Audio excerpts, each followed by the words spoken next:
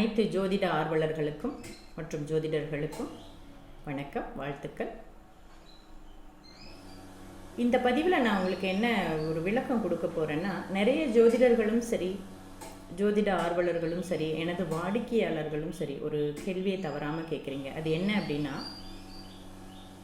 இந்த சனிப்பெயர்ச்சி 2025 இருக்கா இல்லையா? சில ஜோதிடர்கள்கிட்ட நான் போகும் பொழுது எனக்கு இந்த வருஷம் சனிப்பெயர்ச்சியே இல்லைன்னு சொல்லியிருக்காங்க, நாங்கள் எதை எடுத்துக்கிறது அப்படின்னு கேட்டிருக்கீங்க.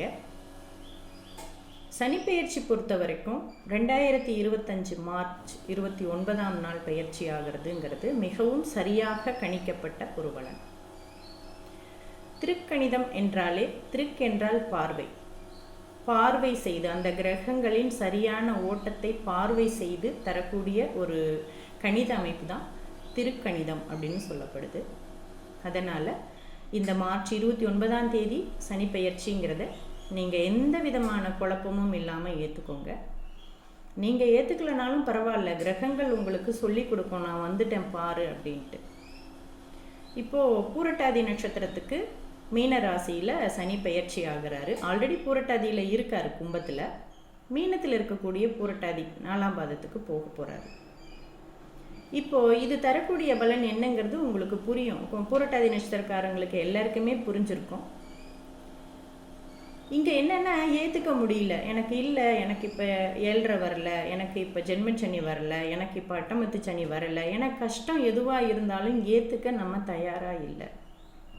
எல்லாமே நல்லதாக இருக்கணும் அப்படின்னு நினைக்கிறோம். அப்போ சனி வந்துட்டாலே, 7.5 சனி, அட்டமத்து சனி, ஜென்மச்சனி வந்துட்டாலே பிரச்சனையானா அப்படியும் இல்லை. நம்ம நிறைய பதிவுகளில் சொல்லியிருக்கோம். என்ன சொல்லியிருக்கோம்னா, பௌர்ணமியில் பிறந்தவங்க, வளர்பிறையில் பிறந்தவங்க, அல்லது சந்திரன் வானத்தில் ஒளியோடு இருக்கும் காலகட்டங்களில் பிறந்தவங்க.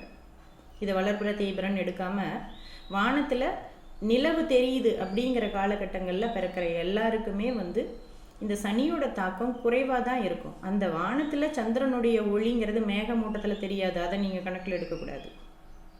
அந்த ஒளியின் அளவு நமக்கு தெரியுதா, ஓரளவுக்கு நல்ல சந்திரனோட ஒளி நமக்கு தெரியுது அப்படிங்கிறப்போ அதில் பிறக்கிறவங்களுக்கு படிப்படியாக அந்த வளர்பிறையில், அமாவாசைக்கு அடுத்து வர வளர்பிறையில் எவ்வளவு தூரம் நிலவு வளர்ந்துருக்குதுங்கிறத பொறுத்து தான் நமக்கு அந்த சனியோட தாக்கம் வேலை செய்யும்.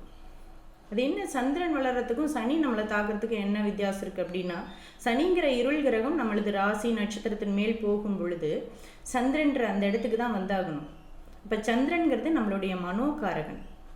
மனது என்கக்கூடிய ஒரு இயக்கத்தை அந்த இருள் சனி தடுக்கும். மனசை ஃப்ரீயாக விடாமல் தடுத்து, மனசுக்குள்ளே இருள் சூழ்ந்து ஒரு மன அழுத்தத்துக்கு ஆளாகிறது, பயம் வர்றது, குழப்பம் வர்றது, தூக்கமின்மை வர்றது, இந்த மாதிரியான எடுக்கிற முடிவுகள் சரியாக இல்லாமல் போகிறது, ஆல்ரெடி செய்த செயல்களில் இருக்கக்கூடிய தவறுகள் எல்லாம் இப்போ வெளிப்படுறது, இதையெல்லாம் கொடுக்கறது தான் இந்த சனியோட தாக்கம். அதுலேயும் ஜென்மச்சனி, அட்டமத்து சனி இதுதான் சற்று கூடுதலாக தாக்கம்னு சொல்லப்படுது. எல்லாருக்குமே கூடுதலாக தாக்கம் கொடுத்துருதா அப்படின்னா, நடக்கிற தசாபுக்தி நல்லா இருக்குது, லக்னம் லக்னாதிபதி நல்லா இருக்குன்னா அது பெரிய அளவில் தாக்கத்தை கொடுக்காது, பேலன்ஸாக கொண்டு வந்துடும், சின்ன சின்ன தடைகளோடு கொண்டு வந்துடும். இந்த மாதிரி பதிவு நான் ஆல்ரெடி கொடுத்துருக்கேன். மீண்டும் இதை கொடுக்கறதுக்கு காரணம், என்னுடைய வாடிக்கையாளர்கள் நிறைய பேர் கால் பண்ணி கேட்குறீங்க, சனிப்பெயர்ச்சி இல்லைங்கிறாங்க, நீங்கள் இருக்குதுன்னு பதிவு போட்டிருக்கீங்க, நாங்கள் இதை எடுத்துக்கிறது அப்படின்னு. அதனால தான் நான் சொல்கிறேன், சனிப்பெயர்ச்சிங்கிறது மார்ச் 29 இருக்கும். அதை நீங்கள் சில பேர் உணர்வீங்க. உணரும் பொழுது உங்களுக்கு நீங்களாவே ஆமாம் சனி வேலை செய்யுதுன்றத எனக்கு நீங்கள் ரிட்டன் கொடுப்பீங்க அப்படின்ற நம்பிக்கை எனக்கு இருக்குது. அதனால் சனிப்பெயர்ச்சிங்கிறத நீங்கள் ஏற்றுக்கோங்க. எல்லா கிரக பயிற்சிகளுமே திருக்கணித பஞ்சாங்க ரீதியாக தான் சொல்லப்பட்டிருக்கு. நான் அப்படி தான் சொல்லியிருக்கேன். என்னுடைய ஆசிரியர்கள் எனக்கு அப்படித்தான் உணர்த்தியிருக்காங்க. அது அனுபவத்துக்கு ஒத்து வர்றதுனால நாங்கள் அதை செய்கிறோம். சில ஜோதிடர்கள் என்ன கேட்குறீங்கன்னா, எனக்கு கிடைக்கிற ஜாதகங்களில், பொருத்தம் பார்க்க கிடைக்கிற ஜாதகங்களில் ஒரு ஜாதகம் திருக்கணித பிரகாரம் கணிக்கப்பட்டிருக்கு, மாப்பிள்ளை ஜாதகம் வாக்கிய பிரகாரம் கணிக்கப்பட்டிருக்கு, அதை எப்படி நாங்கள் கையாளுறது அப்படின்னு கேட்குறீங்க. அவங்க எந்த மாதிரியான ஜாதகம் கொடுத்தாலும் நம்ம அதை பற்றி இது பண்ண வேண்டாம். நம்ம திருக்கணித மெத்தடுக்கு 2 ஜாதகத்தையும் கொண்டு வந்துருங்க. கையில் வாங்கிறதுக்கு முன்னால் மிகச்சரியான நேரம் தானா, தேதி சரியாக இருக்கா, ஊர் சரியாக கொடுக்குறாங்களா, இதை மட்டும் நீங்கள் கவனிச்சுக்கோங்க. அவங்க எந்த மாதிரியான கணித அமைப்பில் ஜாதகம் கொடுத்தாலும் கட்டாயம் நீங்கள் அதை திருக்கணிதத்துக்கு மாற்றிட்டு அதுக்கப்புறமா பொருத்தம் பாருங்கள். அதை பற்றி நீங்கள் கவலைப்பட வேணாம்.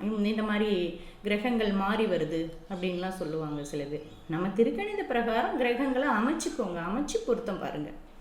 இதை நீங்கள் பார்த்தீங்கனாலே போதும், உங்களுக்கு பலன்கள் கை மேலே நல்லபடியாக கிடைக்கும். வாழ்த்துக்கள்.